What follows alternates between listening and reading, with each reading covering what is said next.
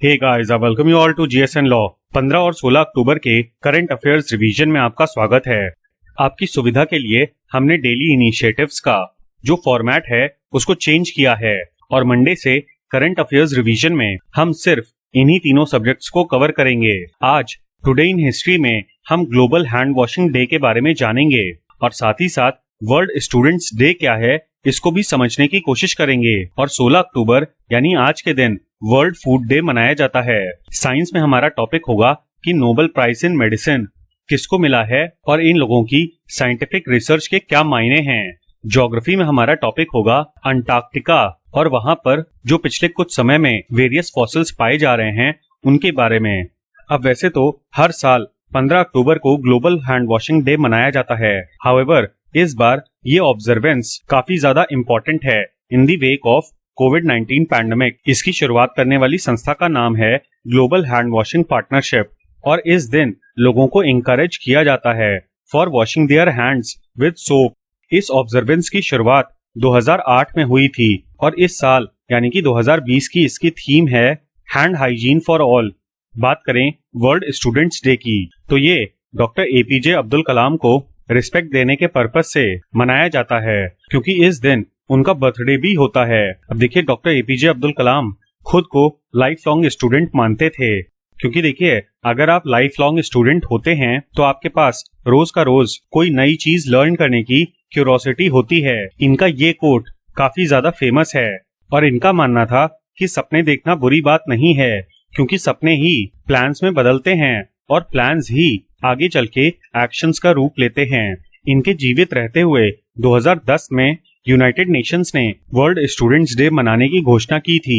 2020 की students day की theme है learning for people, planet, prosperity and peace. अब यहाँ पर आपका सवाल एलिमिनेटिंग ऑप्शंस वाला 4 पीस से रिलेटेड आ सकता है। अच्छा, यही theme international day of education की भी थी जो कि 24 जनवरी 2020 को मनाया गया था। इस फैक्ट को आप जरूर याद रखिएगा क्योंकि हो सकता है कि आपके क्वेश्चन में वर्ल्ड स्टूडेंट डे का ऑप्शन ना हो बल्कि इंटरनेशनल डे ऑफ एजुकेशन का ऑप्शन हो। आज के दिन यानी कि 16 अक्टूबर को हम लोग वर्ल्ड फूड डे मनाते हैं। इस साल वर्ल्ड फूड डे की थीम है ग्रो, नरिश, सस्टेन टुगेदर। यहाँ पर आप इस फुल स्टॉप को जरूर ध्यान दीजिएगा, मतलब कि ऑब्जेक्टिव ये है और इंटेंशन ये है। अच्छा, इस दिन 1945 में फूड एंड एग्रीकल्चरल ऑर्गेनाइजेशन को इस्टेब्लिश किया गया था। हाउएवर इस दिन की शुरुआत नवंबर 1979 में हुई थी by 20th general conference of FAO member countries. अब देखिए अगले कुछ दिनों में हम लोग नोबेल प्राइजेस को कवर करेंगे जो कि साइंस के क्षेत्र में दिए गए हैं। इसमें से सबसे पहले है नोबेल प्राइज इन मेडिसिन। ये इस साल 3 लोगों को मिला है, ऑल्टर, ह्यूपटन और राइस, क्योंकि इन लोगों ने हेपेटाइटिस सी के वायरस का ओरिजिन पता लगाया था। इनके रिसर्च की वजह से हमको क्लियरली हेपेटाइटिस सी और बी के बीच में डिफरेंशिएशन पता लगा। सवाल ये बनता है कि इनकी डिस्कवरी इतनी ज्यादा इंपॉर्टेंट क्यों है। तो देखिए WHO ने ग्लोबल हेपेटाइटिस रिपोर्ट निकाली थी जिसमें ये बताया गया था कि हेपेटाइटिस बी और सी दुनिया की मॉर्टेलिटी रेट के मेजर कॉज हैं। अब देखिए जब हेपेटाइटिस के वायरस की हम बात करते हैं तो 3 अल्फाबेट्स का एक एब्रीविएशन लिखा जाता है जिसमें से H stands for hepatitis, V stands for virus और जो बीच का अल्फाबेट होता है ये हेपेटाइटिस के टाइप को बताता है। अच्छा, वापस से WHO की रिपोर्ट के बारे में बात करें तो इसके हिसाब से लगभग 13.5 लाख लोगों की डेथ हो गई थी इन द ईयर 2015 जिसमें से HCV एक मेजर कंट्रीब्यूटिंग फैक्टर था। ये फिगर्स एड्स की वजह से होने वाली डेथ से भी ज्यादा है। अब देखिए क्लोजली रिलेटेड होने की वजह से हेपेटाइटिस बी और सी के बीच में डिस्टिंक्शन नहीं पता था और इसी की वजह से इसके लिए मेडिसिन्स या फिर वैक्सीन्स नहीं बन पा रही थी। लेकिन इन लोगों की डिस्कवरी के बाद जो इन दोनों बीमारियों के ट्रांसमिशन का रिस्क है वो काफी ज्यादा कम हो गया है। अब हम कुछ बेसिक्स को देख लेते हैं। सबसे पहले तो हेपेटाइटिस एक तरीके का लिवर का इन्फ्लेमेशन है, यानी कि लिवर में स्वेलिंग आ जाती है। अब देखिए इसके काफी ज्यादा कॉजेज हो सकते हैं। हाउएवर प्राइमरीली ये इन्फेक्शन की वजह से होता है, लेकिन मेडिकेशन, ड्रग्स, टॉक्सिन्स या फिर अल्कोहल की वजह से भी हो सकता है। ऑटो इम्यून हेपेटाइटिस एक ऐसे तरीके का हेपेटाइटिस होता है जिसमें आपके शरीर की एंटीबॉडीज आपके ही लिवर पे अटैक करने लगती हैं। जब भी हम डिजीजेस के लिए ऑटो इम्यून शब्द का इस्तेमाल करते हैं तो उसका अर्थ यही होता है कि आपके बॉडी में जो भी रोग प्रतिरोधक क्षमता है वो आप ही के शरीर के बॉडी पार्ट्स को अटैक करने लगती है। अब देखिए, वायरस के बेसिस पर 5 टाइप्स की हेपेटाइटिस होती हैं, ABCDE। हेपेटाइटिस ए की बात करें तो ये इन्फेक्टेड पर्सन का जूठा खाने से या फिर ऐसा पानी पीने से भी होता है जिसमें इन्फेक्टेड पर्सन का फीकल मैटर आ गया हो। हेपेटाइटिस बी बॉडी फ्लूइड्स की वजह से होता है, जिसमें अगर आप इन्फेक्टेड पर्सन के ब्लड या फिर सेक्सुअल सेक्रीशंस के कांटेक्ट में आते हैं तो भी आपको हेपेटाइटिस बी हो सकता है। अब देखिए, एड्स की ही तरह बहुत सारे केसेस में इंजेक्शन से जो ड्रग्स ली जाती हैं उनकी वजह से भी हेपेटाइटिस बी फैल सकता है। साथ ही साथ अगर आपने किसी इन्फेक्टेड व्यक्ति के साथ सेक्सुअल रिलेशंस रखे या फिर उनका रेजर शेयर किया तो भी हेपेटाइटिस बी का रिस्क बढ़ जाता है। अब देखिए, हेपेटाइटिस बी और सी में एक बहुत ही माइनर सा डिफरेंस है।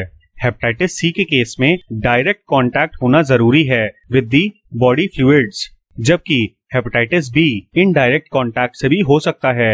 हेपेटाइटिस सी के केस में इंजेक्शन ड्रग यूज और सेक्सुअल कांटेक्ट मेजर कारण है। इसके बाद हेपेटाइटिस डी को हम डेल्टा हेपेटाइटिस भी कहते हैं और ये इन्फेक्टेड व्यक्ति के ब्लड से डायरेक्ट कांटेक्ट में आने पे हो सकता है। हेपेटाइटिस डी काफी ज्यादा रेयर है। हाउएवर, जब हेपेटाइटिस बी का इन्फेक्शन होता है उसी समय पर आपके चांसेस होते हैं कि आपको हेपेटाइटिस डी भी हो जाए। लास्टली, हेपेटाइटिस ई की बात करें तो ये एक वाटर बोर्न डिजीज है जो कि कम साफ सुथरे एरियाज में पाई जाती है। इसमें अगर किसी इन्फेक्टेड व्यक्ति का मल मूत्र वाटर सप्लाई में आ जाता है तो उस वाटर को कंज्यूम करने वाले व्यक्ति को हेपेटाइटिस ई हो सकता है। पिछले कुछ दिनों में अंटार्कटिका से काफी सारी न्यूज आ रही है कि बर्फ के पिघलने की वजह से पिछले कुछ दिनों में अंटार्कटिक और आर्कटिक से काफी न्यूज आ रही है। हमने आपको बताया था ज़ॉम्बी फायर्स के बारे में जो कि ट्रैप्ड मीथेन गैस की वजह से थी। इसके अलावा वाइकिंग रिमेन्स भी पाए गए हैं और हाल ही में 800 साल पुराने पेंगुइन्स के फॉसिल्स यहाँ पर डिस्कवर किए गए। शुरुआत में तो लोगों को ये लगा कि ये फ्रेश रिमेन्स हैं ऑफ एडिली पेंगुइन्स जो कि मोस्टली अंटार्कटिक की कोस्टलाइन पे पाए जाते हैं, और जो ये डिस्कवरी हुई है ये भी कोस्टलाइन पे ही हुई है, नियर केप इरिजार। अब गूगल मैप्स पे आपको केप इरिजार तो नहीं मिलेगा, हाउएवर एक आइलैंड है लैम्प्लग आइलैंड, इसी के नॉर्दर्न पोर्शन में केप इरिजार स्थित है। सवाल ये बनता है कि इस जगह को आइडेंटिफाई कैसे किया गया। तो देखिए, पेंगुइन्स अपने नेस्ट बनाने के लिए पेबल्स के ढेर का इस्तेमाल करती हैं और इस साइट पर भी इनिशियली यही मिला था और पेंगुइन्स की कुछ बोन्स मिली थीं, लेकिन बाद में जब एक्सकेवेशन हुआ तो यहाँ पर पेंगुइन बोन के अलावा फेदर और एगशेल्स भी पाए गए, जिसकी वजह से ये कंक्लूड किया गया कि ये अबैंडन्ड पेंगुइन हैबिटेट है जो कि पेंगुइन्स छोड़ के चले गए ड्यू टू क्लाइमेट शिफ्ट। लेकिन बाद में स्नोफॉल की वजह से डेड पेंगुइन्स के रिमेन्स प्रिजर्व हो गए। अब देखिए, अंटार्कटिका और क्लाइमेट चेंज का काफी इंपॉर्टेंट रिलेशन है, क्योंकि ओजोन लेयर में जो पोल्यूशन की वजह से होल हुआ है वो अंटार्कटिका के ही ऊपर है और 1980 के दशक से अभी तक लगभग 1.5 से 2 डिग्री तक यहाँ का एवरेज एनुअल टेम्परेचर बढ़ता चला जा रहा है। अब यहाँ पर एक और कॉन्सेप्ट निकल के आता है। तो देखिए, कम टेम्परेचर की वजह से आइस पैक्ड एरिया के आसपास का जो समुद्र होता है वो भी आइस में कन्वर्ट होता चला जाता है। इसी को हम फास्ट आइस कहते हैं। अब पेंगुइन हैबिटेट के पॉइंट ऑफ व्यू से फास्ट आइस में घर नहीं बनाया जा सकता, क्योंकि फास्ट आइस कभी भी मेनलैंड से अलग होके पानी के बहाव के साथ चली जाती है। लेकिन ये काफी पुरानी बात हो गई और अब क्लाइमेट चेंज की वजह से रिवर्स इफेक्ट्स देखने को मिल रहे हैं ड्यू टू आइस मेल्टिंग। अच्छा, आपसे मेरा एक क्वेश्चन है कि जो पोलर बियर्स होते हैं वो सील्स का तो शिकार करते हैं, बट पेंगुइन का शिकार क्यों नहीं करते? इसका आंसर मुझे कमेंट सेक्शन में दीजिए। तो ये था हमारा एनालिसिस 15 और 16 अक्टूबर के करंट अफेयर्स रिवीजन का। उम्मीद है कि आपको ये वीडियो पसंद आया होगा। इस वीडियो का PDF आपको हमारे टेलीग्राम चैनल पे मिल जाएगा। और हाँ, please don't forget to like, share and subscribe. Thank you. जय हिंद।